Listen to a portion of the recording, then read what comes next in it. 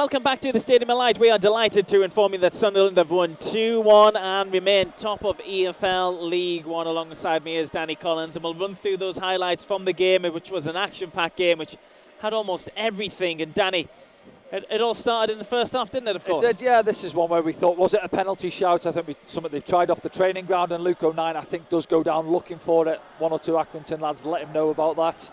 But we were bright. I thought we were creating opportunities. This one here, you see Ross Stewart. It's unfortunate. Comes off Luke O'Nien, I think, just stood on the 6-yard line.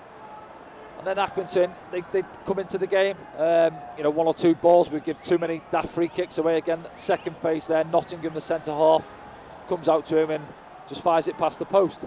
I think Dan Neil here, great bit of skill, stands a lovely ball up, and I think Lyndon Gooch just doesn't get his timing right, does he? Can't get over the top of the ball. You see he's frustrated with himself there.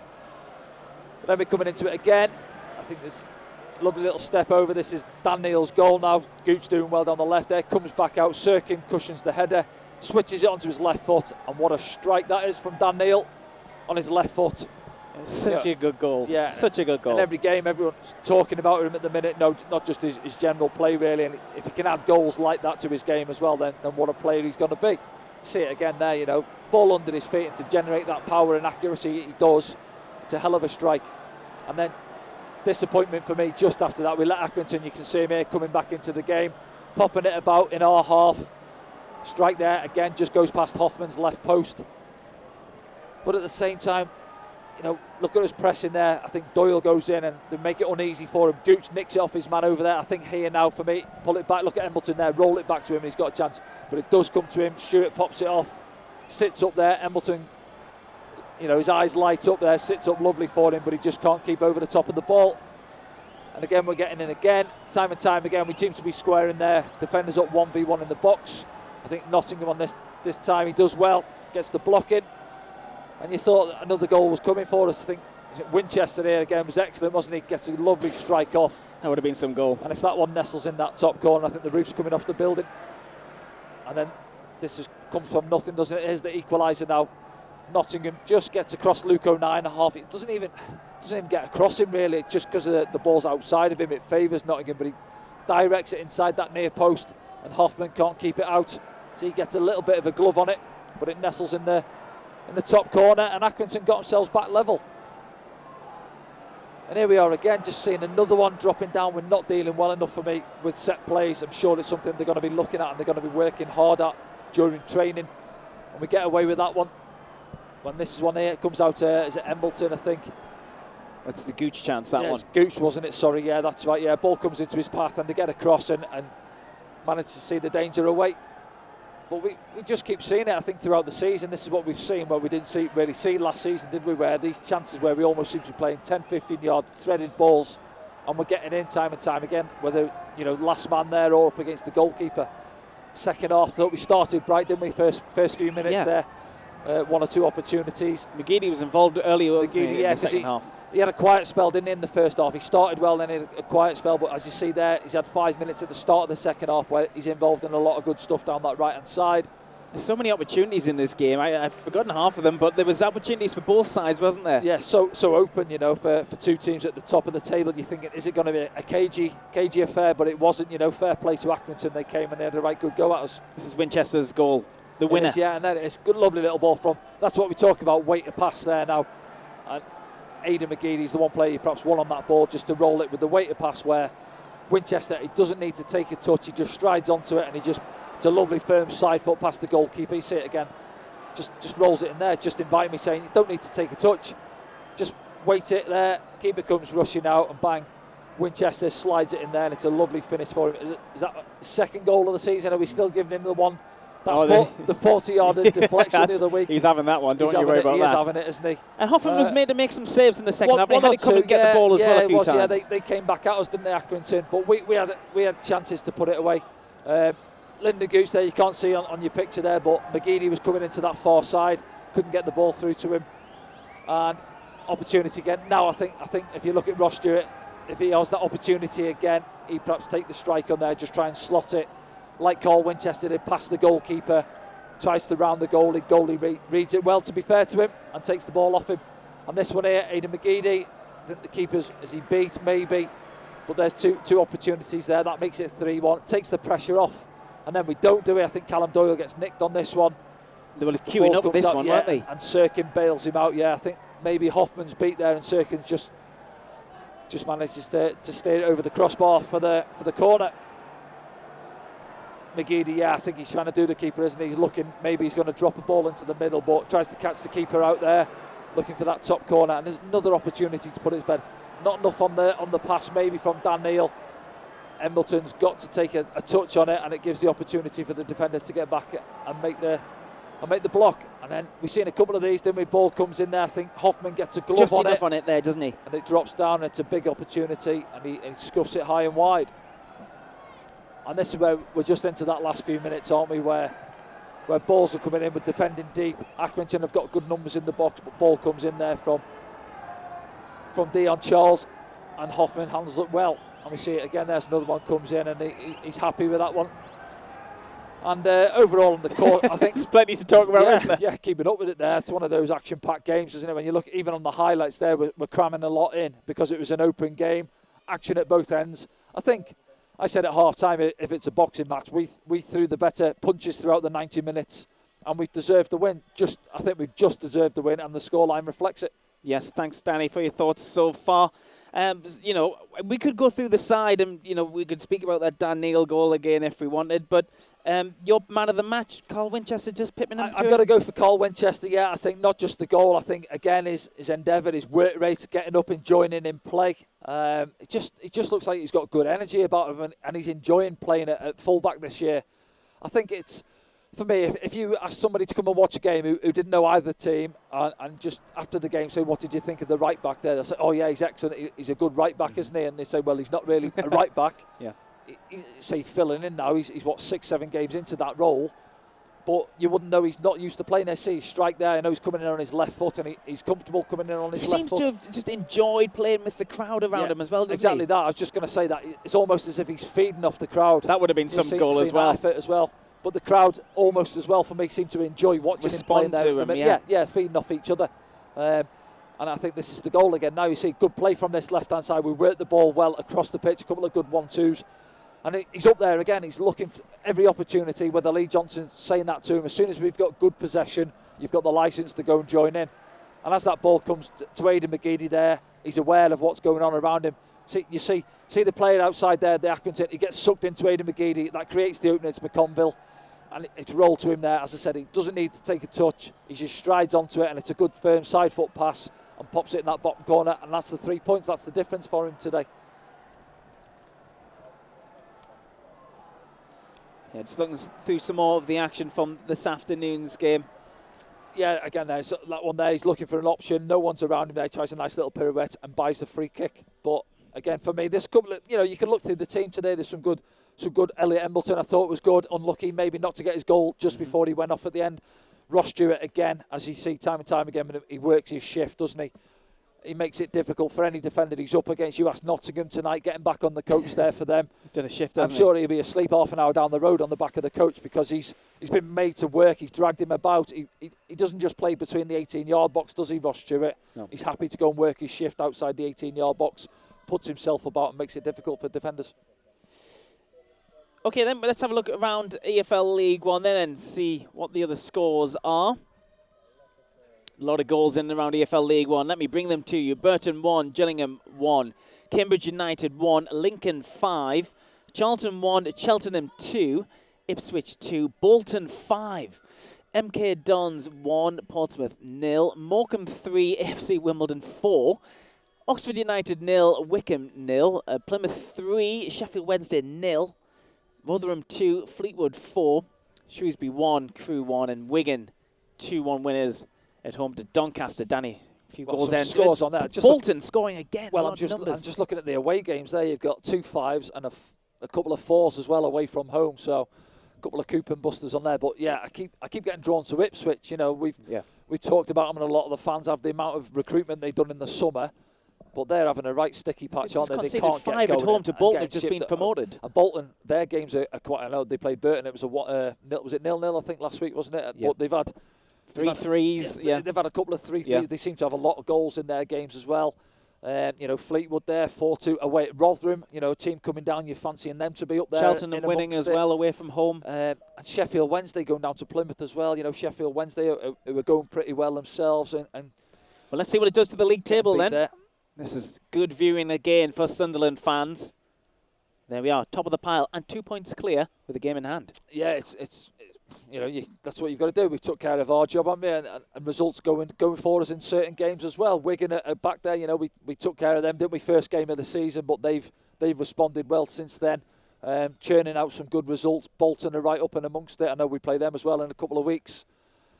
So it's an exciting time. But the main thing is now, how long can we stay at the top of the pile? And I said we're the team that's there at the minute to be shot down. Yes, we're only 6 games in from our point of view, but look where we are, and look at another team who are fancied to be up there, Ipswich Town. Look where they are in the table, so. Okay then, let's have a few of your thoughts then, using the hashtag #AskDanny's. We'll have the first one now if we can. I think this one's from Michael. It says, does the new baby have better decision-making capabilities than today's ref? Well, let's talk about the ref for a second, Danny, because let's talk about 1, 2, 3, 4, 5, 6, 7 yellow cards altogether. There was a couple of occasions when we thought, oh, that could have been a red, that could have been a yellow, and we looked at the replay. And he was involved a lot. There was about 4 or 5 drop balls, which you never see a drop ball. There was big calls where there was head injuries, where both teams had advantage at certain points. He was involved a lot, the referee, this afternoon. He was, yeah, but I think we're not going to do it. But you say 7 yellow cards there, and if we were to analyse each one, were the yellow cards? And I'm thinking back now, was there anywhere I thought, oh, that's a bit harsh, it wasn't a yellow card? Maybe not. I think you look at Lyndon Gooch's, he's booked him for his retaliation. What about Flanagan's, where he caught the keeper and he ultimately got suspended because of that, isn't he? Yeah, and the goalkeeper's forced the book in there. Do you know what I mean? He's ran to his box. He knows what he's doing. He's ran to the edge of his box. And he's almost ran into Flanagan. I think Ross Stewart was next to him. Ross Stewart got booked for standing on it. So stopping the free kick. Yeah. And these are ones where if you question him, they're FA bookings. If you know what I'm saying. You're not 5-10 yards. You're not trying to get away from the ball. Yeah. It's a yellow card. And these ones really. And yeah, there were a few of those drop balls. I think the one where the Sunderland fans got frustrated was where was it Matt Butcher who took the ball in the face and he got a strike away. It's come back at him and smacked him in the face. The ref might think he's KO'd on the floor, so he's got to stop the game there. As frustrating as it is for the Sunderland fans, we were on the counter attack. We had Dan Neil, we had Elliot Embleton. 3 over on this near side. Yeah, we had numbers, a good opportunity to go and get a goal, and the ref stops the play there. And I think it is the right thing to do, but it is frustration for the fans. So I think the sign of a good referee is one that you don't notice he's on the pitch, isn't it? I think a lot of people will agree to that. But with him today, you noticed he was on the pitch because he's 7 yellow cards. I don't think there were any red card decisions, if I'm honest, to be honest. Yeah, there was the most contentious one, I think, was maybe that challenge from you're going to say Morgan on 9. But then we watched the back of the replay, there wasn't that much contact, was there? I think Luke O'Nine made a little bit of a meal of it, to be honest. He sort of slid underneath him. Luke O'Nine jumped over him and he stayed down. But it's one where in real time, he looks like he's gone flying in. Oh, has he caught him? Yeah. And there was a few offs from the Sunderland fans, but I think it was a yellow card. So overall, his performance was okay. There was just a lot of... It was a frantic game, wasn't it? I think it was an open game. A lot was going on, especially second half. Yeah. It was stop-start with a lot of fouls, niggly fouls. Dion Charles, for them, was involved in a lot down this near side, as much as Luke O'Nine always seems to be involved for a lot of things on our behalf. Okay, then let's move on to the next hashtag, Ask Danny, please. It's from Norman, who says, as usual, nervous till the final whistle. Pleased to see Hoffman get the win. Tip of the hat to the lads from... Great Neck, New York. Look at that. Please don't take the next game against Fleetwood lightly. Well, thanks for watching in, Norman, from New York. Yeah. It's great to see us having fans all around the world, and I'm sure you all enjoyed it on SFC Live this afternoon. But of course, I can't imagine Sunderland taking any game lightly, though. No, exactly that. I don't, never go into it. Never look at the table. I keep saying to you, game's not played on a piece of paper.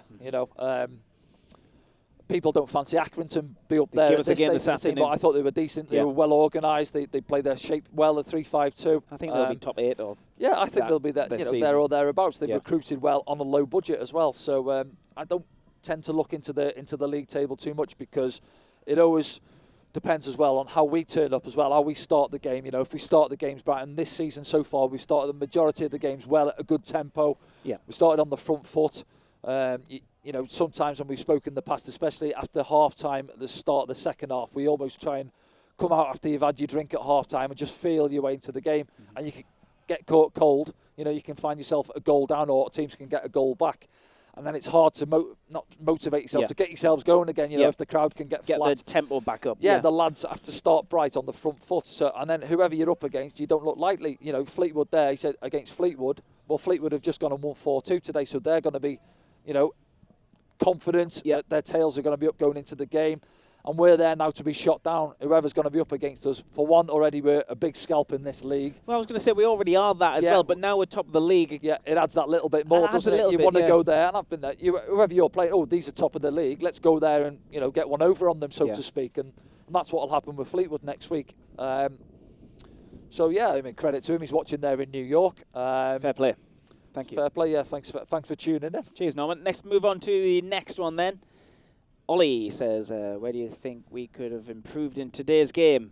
Where do you think we could have improved in today's game? It was frantic. It was frantic. How do you control the game more? Control the game more. I think we had, never felt like we had control from what he's saying there. Never felt like we dominated as much as we could do, or we did do, for instance, against Wickham.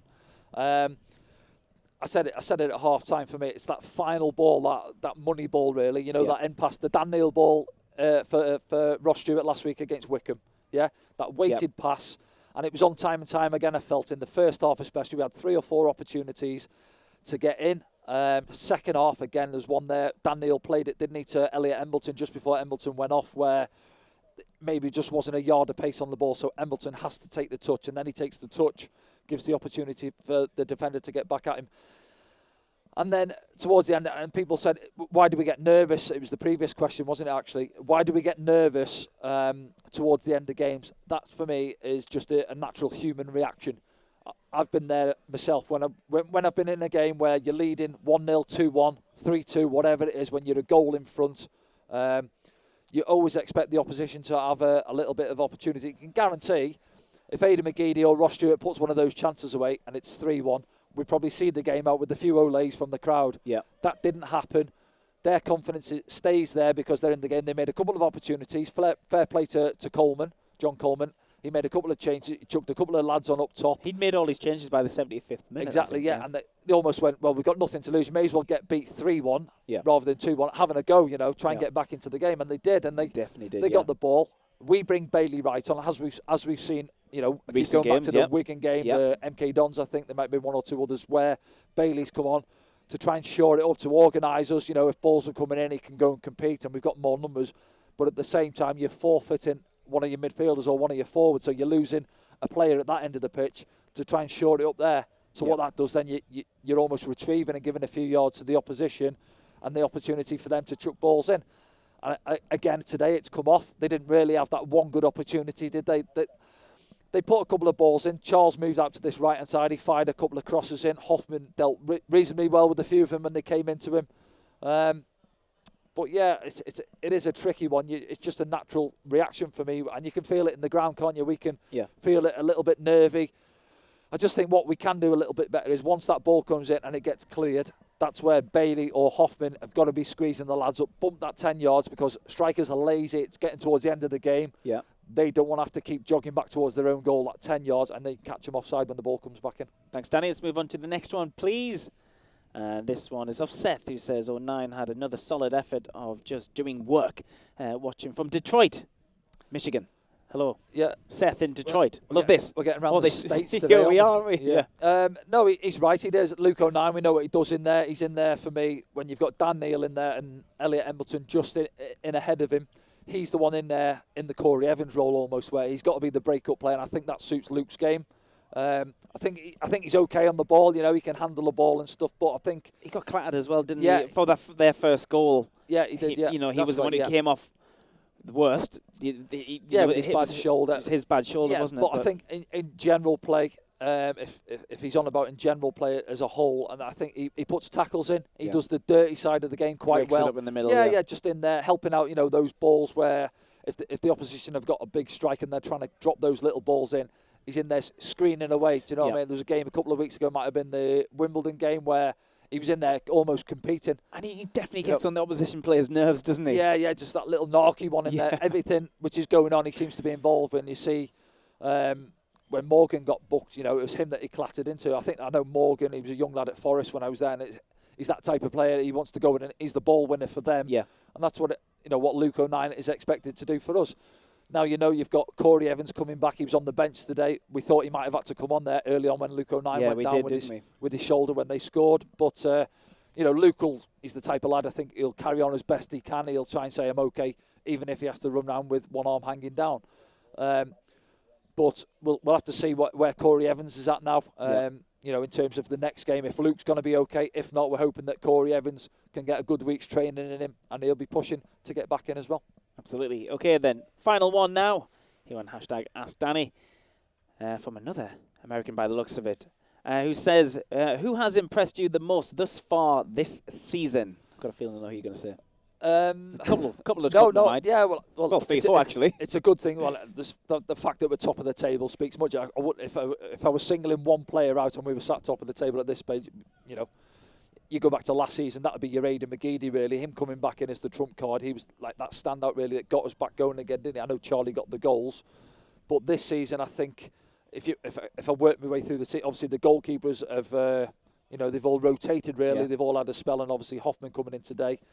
I think Flanagan has been excellent. I think in the previous seasons, I think fans have got after him a little bit. Yes, he's made mistakes. Okay, then, but you can't mention Flanagan without mentioning who's on his right-hand side. Doyle, yes. On his left-hand side, Doyle. On his right-hand side is Winchester. Winchester, yeah. So obviously, Serkin's on the left, moving through the team into the midfield now. Yeah. I've got a feeling you're going to mention Dan Neil and Elliot Embleton. Dan Neil, Embleton, yeah. I think, we'll go back to Winchester playing out of his favourite position, but he's churning in 7, 8 out of 10 performances week in, week out. Yeah. He seems to be enjoying it there. We just touched on him after the game, and I'd give him man of the match today, I think. I go back to Flanagan because I know as a former centre-half, and I know he's had a bit of a tough time in the past, and fans are almost waiting for him to make a mistake this year, but he's been solid. He's been away with Northern Ireland for the last 10 days or so, and he's come back in again today, and I thought he was outstanding again today out there. Picked up another yellow. That's his only thing. He's had 5 yellows now in the space of 6 games. Yeah. So he's got to cut the yellow cards out, and he's lost his place now. So whether it's Alves that comes in or Bailey Wright, we'll have to wait and see. But what if they come in now and they do well? Will they stay in the team, and he'll have to bide his time to get back in after playing, solid and excellent for the start of the season? A couple of players we haven't mentioned there as well as Gucci. Also, of course, Ross Stewart. A word for him this afternoon. He didn't get his goal, but did work hard up top. Yeah, regardless of his goal, Ross. And I think there was a game it was Harrogate in pre-season. He had 2 1-on-1s, similar to that one he had today. He had 1-on-1, yeah. And he didn't put them away. But what I say with Ross is his head doesn't go down. No. You might get some strikers, they'll miss an opportunity, and they might go missing for 5 or 10 minutes. Dwelling on that chance, that opportunity, which has got. He seems to brush it aside and get on with it. Second half as well, I think today, where he was a little isolated. He had a good battle all afternoon with Nottingham. Yeah. Balls come up to him there, and sometimes they're not in his favour, but he makes them his balls. Do you know what I mean?